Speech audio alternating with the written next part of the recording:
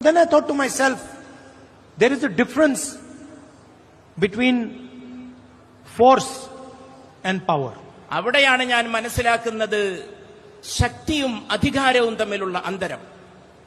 The British Empire had force.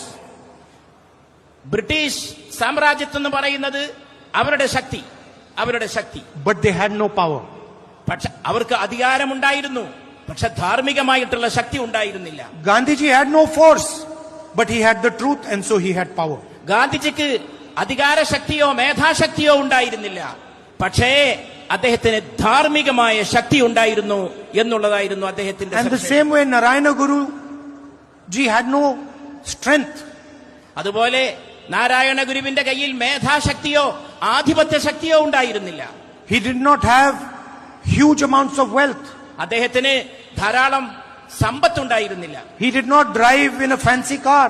അദ്ദേഹം ഒരു വലിയ വിനോദം പോലുള്ള ആഘോഷിക്കപ്പെടുന്ന പോലുള്ള വാഹനങ്ങളിൽ സഞ്ചരിച്ചിട്ടുണ്ടായിരുന്നില്ല. But he was easily the most powerful man in Kerala. പക്ഷേ ആ കാലഘട്ടത്തിലെ ഏറ്റവും സുശക്തനായ മനുഷ്യൻ മഹാത്മാഗാന്ധിയായിരുന്നു എന്ന് നാം മനസ്സിലാക്കും. And imagine his power that today, 100 years later, the entire political class of Kerala has come to commemorate him. ഒന്ന് ആലോചിച്ചു നോക്കൂ.